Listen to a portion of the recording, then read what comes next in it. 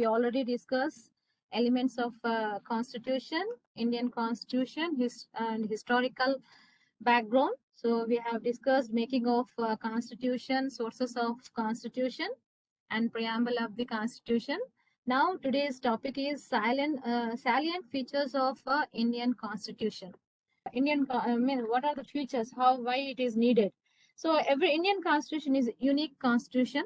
So we can say that Indian constitution is a written document. Also, we can say. So the features of a constitution attempt to secure unity and stability of a nation and initiated the process of nation building and socio-economic reconstruction. So for every country, certain rules and regulations are required. So ప్రతి దేశానికి కూడా మనకి పరిపాలించడానికి ఒక రాజ్యాంగం అనేది ఉండాలా. So ఒక్కొక్క దేశం ఒక్కొక్క విధంగా రాజ్యాంగంలో తన రూల్స్ అండ్ రెగ్యులేషన్స్ నియమాలు పాటించుకుంటూ ఉంటుంది. మన ఇండియన్ కాన్స్టిట్యూషన్ లో where we have a written constitution, we have a rigid and flexible constitution. So yeah, it's having of a combination of rigid and flexible. Another is we have republican government and parliamentary government. So we are going to discuss all these single citizenship and universal adult franchise, independent judiciary, so directive principles of state policy, bicameralism, Panchayati Raj and Nagarpalikas Act. All these are almost 10 to 15. We can write only all these side headings you have to write for 10 mark question. But among these, if you explain at least 5 side headings, well and good. So you'll get good marks. So first of all, we are going to learn explanation of written and detailed constitution. One of the salient features of our Indian constitution is a written constitution. So some of the countries may not be having a written constitution. They are unwritten constitution. So orally they are going to do. So కానీ మన దేశంలో రాతపూర్వకంగా రాయబడిన రాజ్యాంగం అంటారు. So ours is a written constitution and is also one of the lengthiest or we can say bulky constitution అన్నమాట. అంటే పెద్దది, అంటే 300 పేజీల పుస్తకం ఉంది. So in 1950 the Indian constitution had only 395 articles and 8 schedules. At present it contains 12 schedules. Actual గా మనం ఇది కాన్స్టిట్యూయెంట్ అసెంబ్లీ ద్వారా మనకి ఇది తయారు చేయబడింది కాన్స్టిట్యూషన్. సో దీనిలో స్టార్టింగ్ లో 1950లో మన దేశం రిపబ్లికన్ దేశం ఆయన చేసినప్పుడు, సో ఇది 395 ఆర్టికల్స్ తో కూడిన రూల్స్ అండ్ రెగ్యులేషన్స్ తో తీసుకొని వచ్చినారు. 8 షెడ్యూల్ ని తయారు చేసినారు. కానీ ఇప్పుడు 8 షెడ్యూల్ ని దాన్ని 12 షెడ్యూల్ గా నియమించినారు. So it runs nearly into 300 pages. It took 2 years, 11 months, 18 days. So ఇది తయారు చేయడానికి మన members of a constituent assembly, they have tried and it took 2 years, 11 months, 18 days.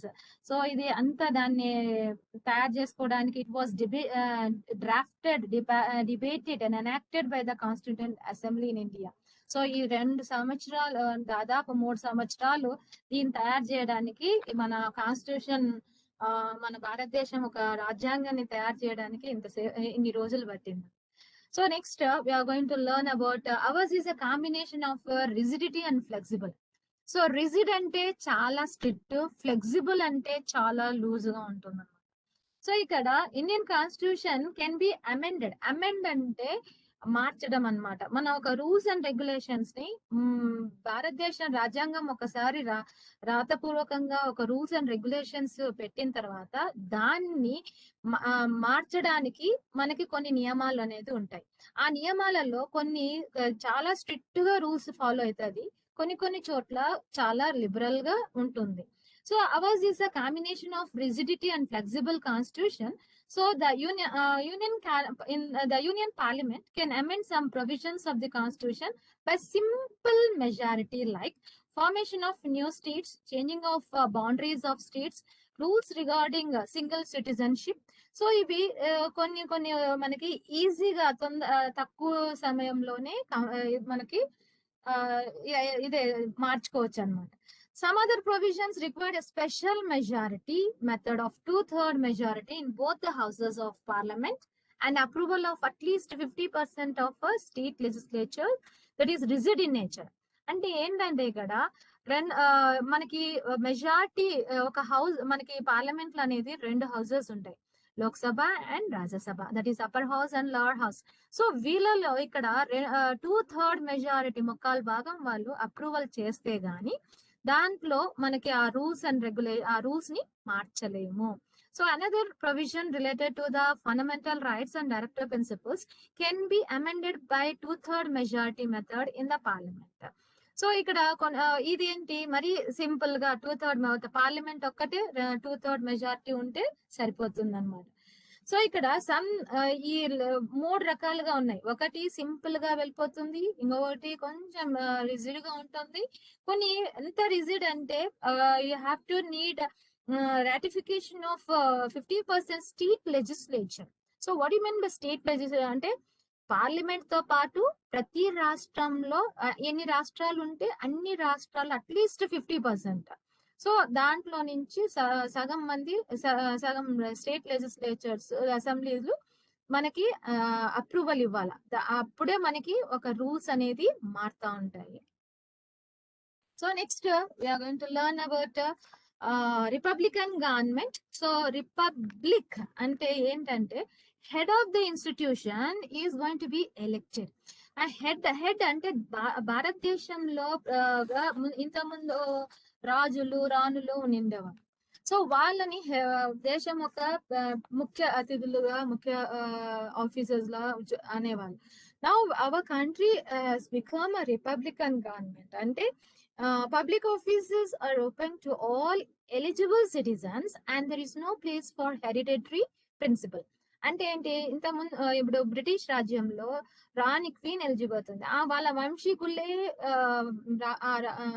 ఆ పదవిని తీసుకుంటారనమాట. రాజు పదవి అనేది వాళ్ళ వంశం నుంచి వస్తూ ఉంటుంది. ఇతర ప్రజలకి అంటే ఇంగ్లాండ్ అంటే బ్రిటన్ లో ఉన్న ప్రజలకి అదే అర్హత వాళ్ళకి ఇవ్వరు అనమాట. కానీ మన దేశంలో అలా కాదు. సో ఒక ఆఫీస్, పబ్లిక్ ఆఫీస్ ఏదైనా సరే, గవర్నమెంట్ ఆఫీస్ లో మనకి ఒక ఎలిజిబుల్ సిటిజన్ అంటే దానికి అర్హత కలిగిన వాళ్ళు ఎవరైనా సరే, సో అక్కడ మనకి ప్రెసిడెంట్ కావచ్చు అనమాట. So hours is a democratic అంటే ప్రజల ద్వారా ఎన్నికైన ప్రభుత్వం లాంటిది Republican government. So where head of the institution is going to be elected either directly or indirectly. మనకి ఇండైరెక్ట్ గా ఎన్నుకుంటారు అన్నమాట. Next we have a parliamentary government.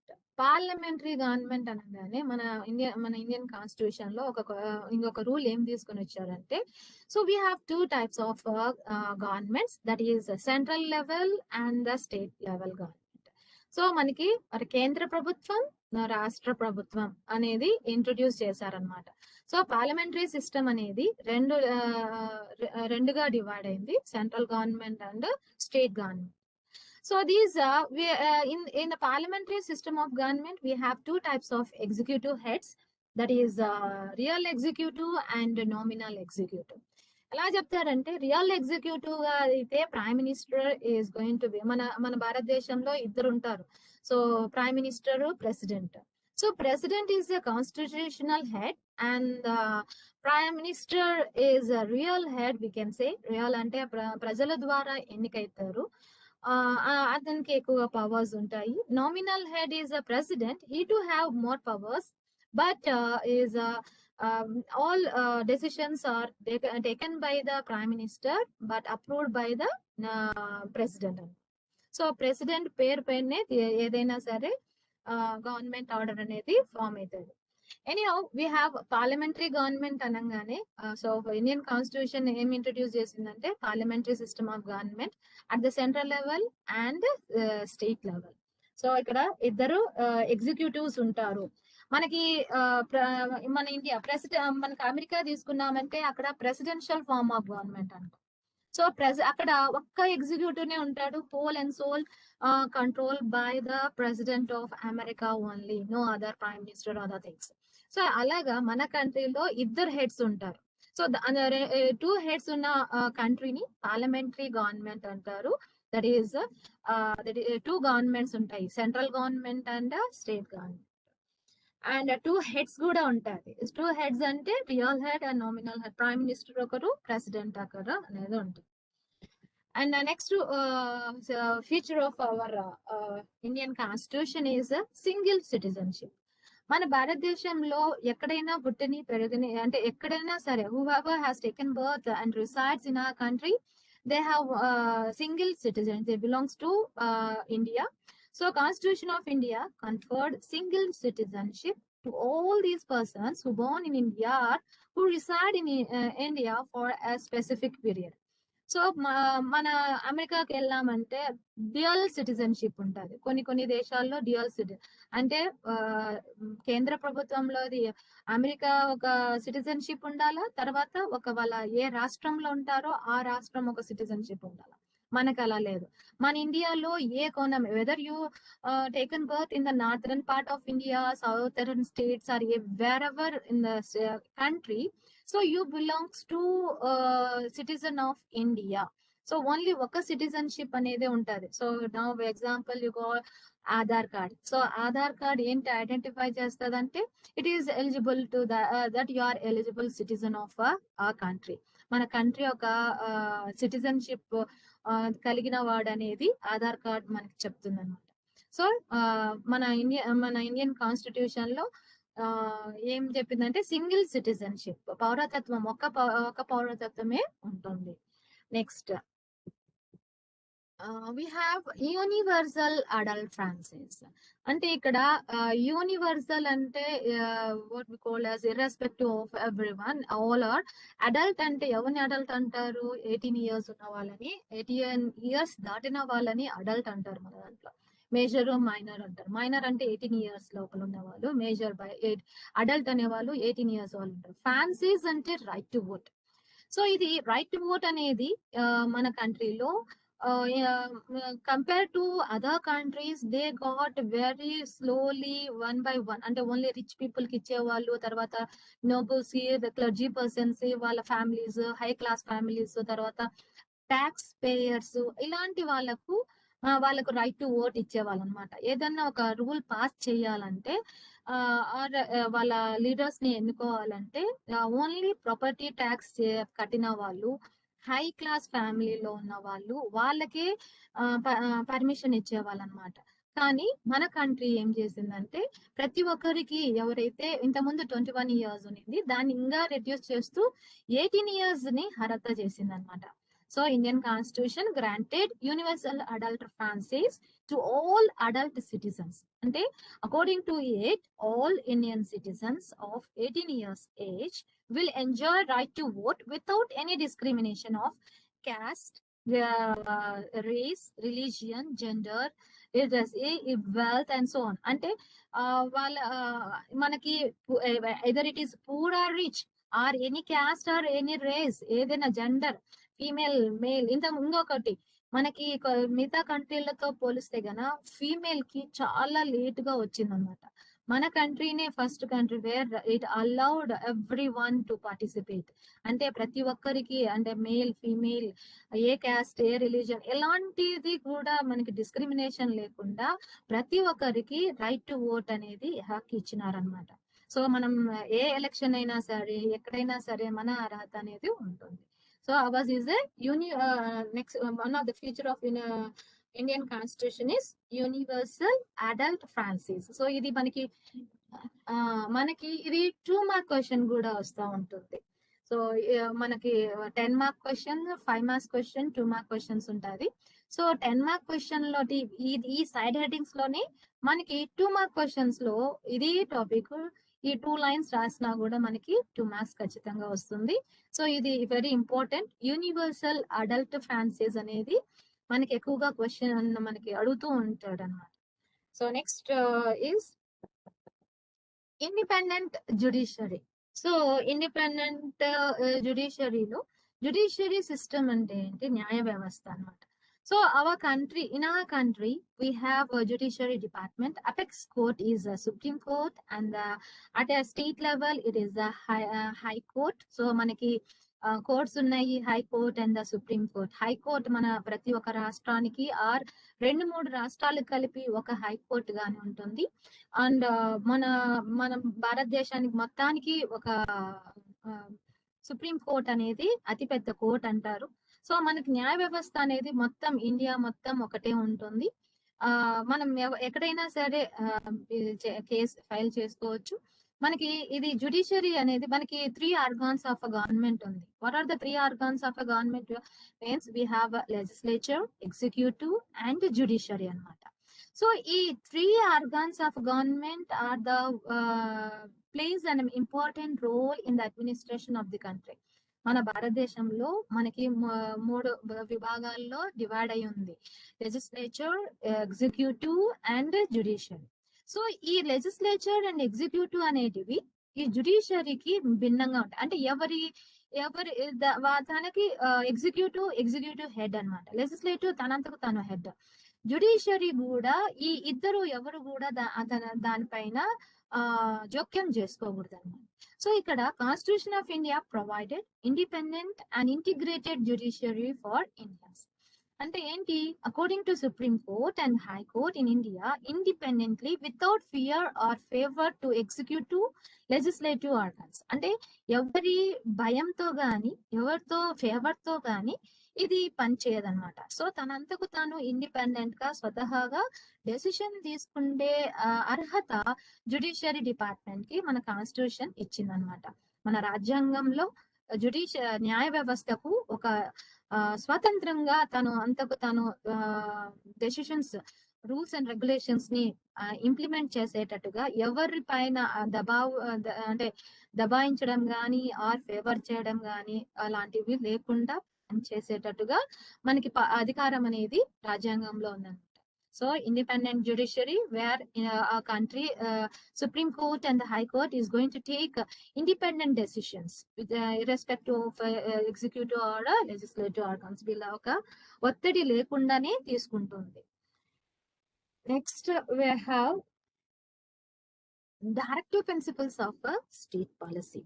So ఇక్కడ directive principles of state policy అనేది మన part 4 from Article 36 to 51 of the Constitution of India.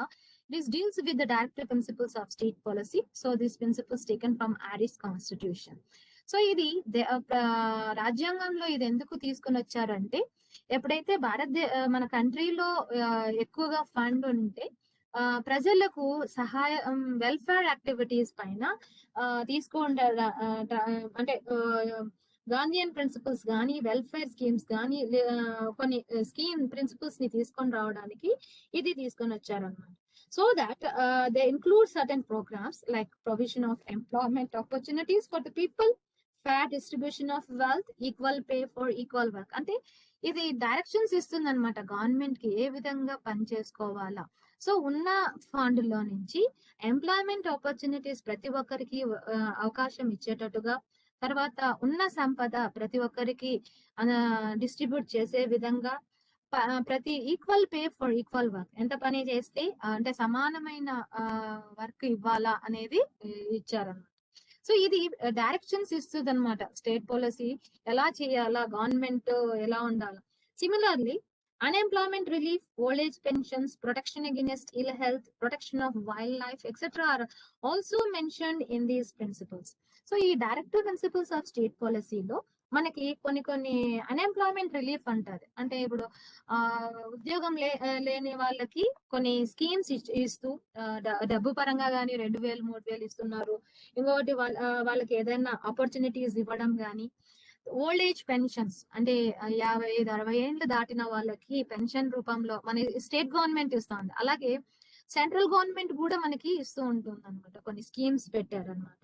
So తర్వాత protection against ill health, అంటే వాళ్ళకి హెల్త్ బాగలేనప్పుడు కూడా గవర్నమెంట్ కొంచెం సహాయం, లైక్ మనకి ఇప్పుడు ఆరోగ్యశ్రీ లాగా, వైఎస్ఆర్ బీమా లాగా కొన్ని ఉన్నాయి కదా, అలాగే స్టేట్ గవర్నమెంట్ కానీ సెంట్రల్ గవర్నమెంట్ కానీ మనకి ప్రజలకి హెల్ప్ఫుల్ గా ఉంటుంది. So these are the principles where directive principles of state policy అనేది పార్ట్ 4 లో ఉంటుంది. ఇది కూడా మనకి ఎక్కువగా కాంపిటేటివ్ ఎగ్జామ్స్ లో ఎక్కువగా అడుగుతుంటాడు. సో ఎన్నో పార్ట్ లో ఏ ఆర్టికల్ నుంచి ఏ ఆర్టికల్ వరకు చెప్తోంది అనేది ఖచ్చితంగా అడుగుతారు. It's very important line. So directive principle of state policy ఏ దేశం నుంచి తీసుకొని వచ్చినారంటే ఐరిష్ కాన్స్టిట్యూషన్ అంటారు. సో ఐరిష్ మీరు ఖచ్చితంగా గుర్తు పెట్టుకొని ఉండాలా ఈ వర్డ్ ని. పార్ట్ 4 అనేది కన్ఫ్యూజ్ కాకుండా. తర్వాత ఇది ఎక్కువగా వెల్ఫేర్ యాక్టివిటీస్ కోసమే గవర్నమెంట్ కి రాజ్యాంగం చెప్తుందన్నమాట, డైరెక్షన్స్ ఇస్తుంది, ఇది చెయ్యండి, ఇలా చెయ్యండి, సో దట్ ప్రజలకు ఉపయోగపడతారు. సో ఉపయోగపడేటట్టుగా వాళ్ళకు సహాయం చెయ్యాలా అనేది ఇన్సిస్ట్ చేస్తుంది అనమాట కాన్స్టిట్యూషన్. సో ఇది రాజ్యాంగంలో రాతపూర్వకంగా రాయబడింది. ఇది ఏ గవర్నమెంట్ వచ్చినా, either Congress government, BJP government, ఏ గవర్నమెంట్ వచ్చినా కూడా కొన్ని ఈ రూల్స్ ని ఫాలో చేస్తూ ప్రజలకు అందుబాటులో ఉండేటట్టుగా వెల్ఫేర్ స్కీమ్స్ ని తీసుకొని రావాలా. Another feature of our Indian constitution is bicameralism. So here bi అని అనగానే ఏమనిపిస్తుంది, రెండు అని. సో టూ అంటారు అనమాట. సో ఇక్కడ 2 లెవెల్స్ అనేది, 2 houses అనేది ఉంటుంది. The constitution of India introduced bicameralism at a national level. So where according to which we can say that Indian Parliament consists of 2 houses, namely Lok Sabha and Rajya Sabha. So Lok Sabha represents Lok Sabha, it is a people's house, and we can say it is lower house, and whereas the people and the Rajya Sabha represents the interest of the state. So here the idea of bicameralism is adapted from the British and American Constitution. So ఇక్కడ మన రాజ్యాంగం ఇది లో ఎక్కడి నుంచి ఎట్లా తీసుకొని వచ్చారంటే, ఇది బ్రిటిష్ అండ్ అమెరికాలో ఇలాంటి బైకామరలిజం 2 houses ఉన్నాయి కాబట్టి మన రాజ్యాంగంలో కూడా ఇది ఇంక్లూడ్ చేయబడింది. So however the constitution provide a choice of the state to adapt bicameralism. కానీ మన దేశంలో ఉన్న కొన్ని రాష్ట్రాలలో, so some of the states of our country adapts 2 houses, that is legislative council and legislative assembly అని, lower house and upper house అని రాష్ట్రాలలో కూడా ఉన్నాయి. కానీ very few states are adopting, and many of the states in our country are single house, that is only assembly is exist and no more 2 houses. కానీ మన ఆంధ్రప్రదేశ్ లో 2 houses ఉన్నాయి. That is what we call MLC, member of legislative council, and MLA, a member of legislative assembly. So మనకి 2 houses అనేది ఉంది. అలాగే central లెవెల్లో మనకి 2 houses ఉన్నాయి, that is Lok Sabha and Rajya Sabha. So ఈ 2 houses లో రిప్రజెంట్ చేస్తారు పీపుల్ రిప్రజెంటేటివ్స్, అంటే ప్రజల ద్వారా ఎన్నికైన లీడర్స్ లోక్సభలో ఉంటారు. రాజ్యసభలో ప్రతి రాష్ట్రం నుంచి రిప్రజెంటేటివ్స్ ని పంపించే వాళ్ళందరూ రాజ్యసభలో ఉంటారు. సో దిస్ ఈజ్ అబౌట్, ఇది కూడా మనకి ఎక్కువగా 2 మార్క్ క్వశ్చన్ అడుగుతూ ఉంటాడు. So bicameralism, what is bicameralism? It is having 2 houses. So simple గా గుర్తుపెట్టుకోవాలంటే 2 houses, that is Lok Sabha and Rajya Sabha. And next another feature of our Indian constitution is panchayat raj and Nagarapalika act. So మన గాంధీజీ ముందు నుంచి కూడా మనకి లోకల్ సెల్ఫ్ గవర్నమెంట్ కి ఎక్కువగా ప్రాముఖ్యత ఇచ్చారనమాట. అంటే we have central government and the state government. So apart from that local self government కూడా ఇంపార్టెన్స్ ఇవ్వడానికి కోసమని ఇది ముందు నుంచి వచ్చింది, కానీ ఇది మధ్యలో దీన్ని యాడ్ చేయబడింది. So one of the important feature of Indian Constitution is Gandhiji stressed a lot need for establishing and strengthening the local self-governing bodies for improving the conditions of the people. అంటే ప్రజల conditions ని improve చేయడానికి కోసం government కింద స్థాయి వరకు తీసుకొని రావడానికి ఈ లోకల్ సెల్ఫ్ గవర్నమెంట్ అనేవి తీసుకొని వచ్చినారు. So many efforts are made to strengthen local self-governing bodies in India. So మన కంట్రీలో చాలా మటుకు ఈ లోకల్ సెల్ఫ్ గవర్నమెంట్ కొన్ని రాష్ట్రాల్లో దాన్ని బాగా ఇంప్లిమెంట్ చేస్తున్నాయి. So we have 2 tyre system, 3 tyre system, 5 tyre system, అంటే బ్లాకుల్లాగా డివైడ్ చేస్తున్నారు. As we have local self government అంటే పంచాయత్ రాజ్, పంచాయత్ తర్వాత మండల్ పరిషత్, జిల్లా పరిషత్, ఇలాగా మున్సిపల్ కార్పొరేషన్, మున్సిపాలిటీస్, ఇలాగా మనకి డివైడ్ చేసి urban local self government, rural local self government, ఇలాగా పంచాయత్ రాజ్ సిస్టమ్ ని మన కంట్రీలో ఒక అమెండ్మెంట్ ద్వారా తీసుకొని వచ్చినాడు. సో మన Indian constitution 73rd and 74th amendment act were framed as panchayat raj and Nagarapalika act in the year 1992. So ఇది 1992లో ఈ పంచాయత్ రాజ్ సిస్టమ్ ని ఇంక్లూడ్ తీసుకొని వచ్చి మనకి ప్రతి ఎవ్రీ టర్మ్ అంటే 5 years కి ఒకసారి మనకి ఎలక్షన్స్ కూడా దీనికి జరుగుతున్నాయి. రీసెంట్ గా కూడా జరిగినాయి. సర్పంచ్లకి, తర్వాత municipal corporations, or we can say mandal parishad, zilla parishad elections జరుగుతున్నాయి అనమాట. ఎందుకంటే సెంట్రల్ లో ప్రతిదీ ఇన్ఫర్మేషన్ ఆర్ ఆర్డర్ అనేది మనం అంతవరకు పోలేం కాబట్టి కింద స్థాయిలో లీడర్స్ ని తయారు చేయాలా. ఎప్పుడు కూడా మనం ఉండే చోటనే లీడర్ ఉండేటట్టుగా మనకి లోకల్ సెల్ఫ్ గవర్నమెంట్ ని తీసుకొని వచ్చినారు అనమాట. So panchayat raj and Nagarapalika act అనేది ఇది కూడా చాలా ఇంపార్టెంట్. ఎక్కువగా మన 10th క్లాస్ లో కూడా ఇది చదివినాము. 73rd and 74th అమెండ్మెంట్ దేని గురించి చెప్తుంది అంటే rural local self government, urban local self government గురించి. ఇది 1992లో ఇది ఇంప్లిమెంటేషన్ కి వచ్చింది. So all these you have to learn this. ఇంకా చాలా ఉన్నాయి. మనం తక్కువే నేర్చుకుంటున్నాం. ఇంకా డిస్కషన్ చేయాలంటే టెక్స్ట్ బుక్స్ మీ దగ్గర లేవు కాబట్టి very few topics are explain. మనం అన్ని చెప్పనక్కర్లేదు. సో ఎగ్జామ్ పాయింట్ ఆఫ్ వ్యూలో మీరు ఇవన్నీ పాయింట్స్ ఒక్కొక్కటి side headings, first side headings అన్ని రాయాలా. సో బ్రిటన్ కాన్స్టిట్యూషన్ అని, rigid and flexible constitution, Republican government, parliamentary government, so single citizenship, universal adult Francis, so ఇవన్నీ మనకి ఇండిపెండెంట్ జ్యుడిషియరీ. సో ఇవన్నీ మనం ఫస్ట్ ఫీచర్స్ అన్ని రాస్తూ ఈ ఫీచర్స్ లో నుంచి ఎనీ 5 to 6 మనకి టైం సరిపోదు. సో 15 minutes లో మనకి ఒక క్వశ్చన్ 10 mark క్వశ్చన్ రాసేది ఉంటుంది కాబట్టి you have to learn certain features only. So it is compulsory question for 10 marks. So question paper open చేయగానే మనకి ఈ క్వశ్చన్, ఫస్ట్ క్వశ్చన్ మనకి కనబడుతుంది. 5 marks క్వశ్చన్ లో సోర్సెస్ ఆఫ్ ఇండియన్ కాన్స్టిట్యూషన్ కనబడుతుంది. సో దీంట్లో మనకి ఇండియన్ కాన్స్టిట్యూషన్ అనగానే ఇది చాలా ఇంపార్టెంట్ క్వశ్చన్. ఇది ఫీచర్స్ ఆఫ్ ఇండియన్ కాన్స్టిట్యూషన్ లో. సో దీంట్లో బాగా గుర్తు పెట్టుకోవడానికి కూడా మనకి ఈజీగా బ్రిటన్ కాన్స్టిట్యూషన్ అనగానే మనకి బ్రిటన్ రాతపూర్వకంగా ఉంది. So it is return and how many years, ఇది ఎక్కువగా అడుగుతుంటాడు. ఎన్ని సంవత్సరాలు పట్టింది మనకి కాన్స్టిట్యూషన్ అనేది. సో 2 years 11 months 18 days వరకు మనకి ఇది జరిగింది.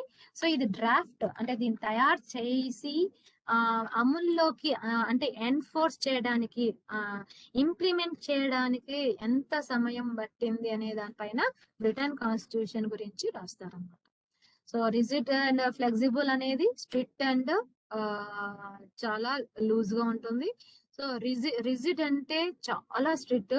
సో ఒక అమెండ్మెంట్, ఒక మార్పు చెయ్యాలా పార్లమెంట్ లో గానీ మన కాన్స్టిట్యూషన్ లో ఒక రూల్ ని కొంచెం అనుగుణంగా టైం అనుసరించి మనం మార్పు చెయ్యాలంటే కొన్ని రూల్స్ చాలా స్ట్రిక్ట్ గా ఉంటుంది. కొన్ని రూల్స్ సింపుల్ మెజారిటీతో వెళ్ళిపోతుంది అన్నమాట. So next we also learn about the republican government. So ఇక్కడ రిపబ్లిక్ ఈజ్ గవర్నమెంట్ అనేది head of the institution is going to be elected. అంటే ఇక్కడ ప్రభుత్వంలో హెడ్ అనే అతన్ని ఎన్నికైతారు. మన కంట్రీలో indirect elections, president is going to be elected. So he called as head of the country. So మన దేశానికి హెడ్ ఎవరంటే ప్రెసిడెంట్. సో ఇతన్ని ఎలా ఎన్నుకుంటారంటే ఇండైరెక్ట్ గా ఎన్నుకుంటారు కాబట్టి అవర్స్ ఈజ్ రిపబ్లికన్ గవర్నమెంట్. అదే బ్రిటిష్ గవర్నమెంట్ లో చూసినామంటే వాళ్ళ వంశం నుంచి వచ్చిన పర్సనే హెడ్ అవుతారు అనమాట. So another we also discussed about parliamentary government. So parliamentary government లో టూ లెవెల్స్ ఉంటాయి. So where you have union and state governments and also two heads ఉంటారు అనమాట. సో పార్లమెంటరీ అనగానే two heads, that is real executive and nominal executive అనమాట. And another we have discuss about single citizenship. Single అంటే ఒక పౌరతత్వమే అంటారు. So మన దేశంలో ఏ కోణంలో which ever the corner of a country, either it is Kerala, Jammu and Kashmir, ఎక్కడైనా మీరు పుట్టండి, you are going to have a single identity. So single citizenship అనేది ఉంటుంది. ఒక పౌరతత్వంతోనే మనము వెళ్తాము దేశానికంతా ఒకటే సింగిల్. అదే అమెరికాకు వెళ్ళామంటే అమెరికాలో మన దగ్గర టూ సిటిజన్షిప్స్ ఉండాలి. ఏ రాష్ట్రంలో ఉంటారో ఆ రాష్ట్రంది ఉండాలా, మళ్ళీ వాళ్ళ దేశంది కూడా వాళ్ళు పెట్టుకొని తిరుగుతూ ఉంటారు. So eligibility or we can see local and non local అని చెప్తాం కదా అలా. Okay, next we have universal adult franchise. So universal anangane manaki irrespective of any caste, creed and any different gender. So adult franchise, so we can say that right to vote. Evariki right to vote ichchinarante 18 years complete aina vallake right to vote icharu. So it is independent judiciary. So independent మనకి judiciary న్యాయ వ్యవస్థ అనేది చాలా తనంతకు తాను decisions తీసుకొని తను అనుగుణంగా ఎవరితో లొంగబడకుండా తన డెసిషన్స్ ఇచ్చేదాన్ని called as independent judiciary. So take without fear and favour of legislature and executive. So it is going to take all the decisions independently. So ఎవ్వరి జోక్యం లేకుండానే తను వెళ్ళిపోతుంది అనమాట. And we know that three organs of a government: legislature, executive and judiciary. So ఇక్కడ legislature అంటే ఇక్కడ parliament ని లెజిస్లేచర్ అంటారు. పార్లమెంట్ ఒక ప్రెషర్ ఏమి ఉండదు. ఎగ్జిక్యూటివ్ అనగా అంటే president, prime minister and council of ministers ని ఎగ్జిక్యూటివ్స్ అంటారు. ఈ ఎగ్జిక్యూటివ్స్ ఐదర్ ప్రైమ్ మినిస్టర్ గానీ ప్రెసిడెంట్ గానీ జ్యుడిషియరీని ఎలాంటి ఫేవర్ అడగకూడదు, ఎలాంటి వాళ్ళ పైన ప్రెషర్ పెట్టకూడదు అనమాట. సో అందుకు మన కాన్స్టిట్యూషన్ ఏం చెప్తుందంటే ఇండిపెండెంట్ జ్యుడిషియరీ. సో వాళ్ళ సొంతంగా డెసిషన్స్ తీసుకుండే డేర్నెస్ అనేది ఇచ్చిందన్నమాట. Next directive principles of state policy. So we have part 4 of Indian constitution లో ఈ డైరెక్టివ్ ప్రిన్సిపల్స్ ఆఫ్ స్టేట్ పాలసీని include చేశారు, which is taken from the Irish constitution. So we have seen the sources of Indian constitution: fundamental rights, fundamental duties. So ఇవన్నీ directive principles of state policy, duties, ఇవన్నీ ఎక్కడి నుంచి తీసుకున్నారు అంటే ఒక్కొక్క దేశం నుంచి ఒక్కొక్కటి తీసుకుంటూ వచ్చి మన కాన్స్టిట్యూషన్ లో అమర్చినారు అన్నమాట. సో బైకామరలిజం అంటే బైకామరల్ అనగానే వీ హ్యావ్ 2 houses. మనకి పార్లమెంటరీ అనగానే we have 2 heads. సో ఇక్కడ బైకామరలిజం అనగానే 2 houses, that is Lok Sabha and Rajya Sabha. Who are there in the Lok Sabha? Lok Sabha, you have people's representatives, and Rajya Sabha we have state representatives. So Rajya Sabha అనేది 6 years term ఉంటుంది, లోక్ సభలో 5 years term ఉంటుంది. So మనకి ఇది 2 mark question కి చాలా చాలా important. Bicameralism, తర్వాత యూనివర్సల్ అడల్ట్ ఫ్రాన్సైజ్, సో మనకి ఇంకోటి సింగిల్ సిటిజన్షిప్ ఎక్కువగా అడుగుతుంటాడు. సో 2 మార్క్ క్వశ్చన్ కి. So these are the things we have included in the features of Indian Constitution. What only India is a sovereign, socialist, secular, democratic republic అని కూడా చెప్తారు అన్నమాట. ఇది మనకి రాస్తే రాయొచ్చు, లేకపోతే లేదు. సో జస్ట్ ఇది extra information. If you are interested, you can write about as you know that మన కాన్స్టిట్యూషన్, మన ఇండియా ఇస్ అ సావరీన్ అంటే మన దేశం internally and externally is independent. So empowered అంటే ఎవరిపైన ఎలాంటి డెసిషన్స్ కూడా ఇండిపెండెంట్ గా తీసుకుంటుంది. And we have a socialistic idea. Socialistic and secular has been included in 1976 with the 42nd Amendment, where andaru samananga social and economic and political justice should be given without any form of exploitation lekunda ఇది అందరికీ సమానంగా చూడాలని. So it provides freedom to people with fundamental rights, and hence it believes in democracy. So democracy anangane people's power, where we are going to have elected members అన్నమాట. So మన country, Republican country, where we can say head is going to be elected for a fixed term. మరి దాని అతనికి ఎక్కువ సంవత్సరాలు ఇచ్చేది. అదే hereditary అంటే అతను చనిపోయేంత వరకు కూడా ఉంటారు. కానీ బ్రిటన్ లో ఉంది క్వీన్ ఎలిజబెత్ రాణి. తను ఏం చేసింది, తను ఇంతవరకు ఎంత ఏజ్ అయినా సరే, షీఈస్ ఆల్మోస్ట్ 100+ అయినా సరే తనే హెడ్ ఆఫ్ ది కంట్రీగా పరిపాలిస్తారు. కానీ మన కంట్రీలో అలా కాదు. So it is having fixed term of 5 years. So these are the things we have discussed. So fundamental rights అనేది కూడా నేను డిలీట్ అయినది, కానీ can have fundamental rights. So మన కాన్స్టిట్యూషన్ లో ఫండమెంటల్ రైట్స్ అనేది ఇన్కార్పొరేట్ చేశారు, part 3 from article 12 to 35 so of our constitution. So you are going to learn in the next chapter about the fundamental rights. So ఇది all Indian citizen can utilize these rights under the reasonable restraint. Nobody can interfere in these rights as they are protected by higher judicial organizations in the country. At first we have 7 fundamental rights, but at present there are only 6 fundamental rights. So manaki part 3 మనం చూసాం. Directive principles of state policy వచ్చి part 4 లో ఉంటుంది. part 4 లో ఎక్కడి నుంచి ఎక్కడి వరకు ఉంటుందంటే ఆర్టికల్ 36 నుంచి 51 ఉంటుంది. part 3 అనేది చెప్తుందంటే ఫండమెంటల్ రైట్స్ గురించి చెప్తుంది. ఆర్టికల్ 12 నుంచి 35 వరకు ఇది చెప్తుంది అన్నమాట. So directive principles of state పాలసీలో మనం కేసు వేయడానికి లేదు. గవర్నమెంట్ ని నిలదీసి నువ్వు ఇది ఎందుకు చేయలేదు, ఈ డైరెక్టివ్ ప్రిన్సిపల్స్ ని ఎందుకు అడాప్ట్ చేయలేదని చెప్పడానికి కేసు వేయడానికి లేదు. వెరాజ్ ఫండమెంటల్ రైట్స్ మనవి ఏదైతే 6 ఫండమెంటల్ రైట్స్ ఏది ఉన్నాయో, right to equality, right to freedom, right against exploitation, right to religion, cultural and educational rights, right to constitutional remedies, ఈ 6 రైట్స్ పట్ల మనకి ఎలాంటి డేంజర్ వచ్చినా కూడా we can approach to the court. So judiciary మనకి protect చేస్తుంది. So we called as it is legal in nature. So fundamental rights అనేది legal గా మనము కోర్టుకి ఎక్కచ్చు అనమాట, కానీ డైరెక్టివ్ ప్రిన్సిపల్స్ కి లేదు. సో ఇంకొక ఫండమెంటల్ డ్యూటీస్ అనేది కూడా ఉంది. సో మన మన కాన్స్టిట్యూషన్ లో ఫండమెంటల్ డ్యూటీస్ అనేది part 4A లోనే ఇంక్లూడ్ చేశారు. సో ఆర్టికల్ 51A నుంచి స్టార్ట్ అవుతుంది. సో ఇక్కడ మనకి 11 డ్యూటీస్ ఉన్నాయి అన్నమాట. మనకు హక్కులతో పాటు రెస్పాన్సిబిలిటీస్ కూడా ఇచ్చాడు అనమాట.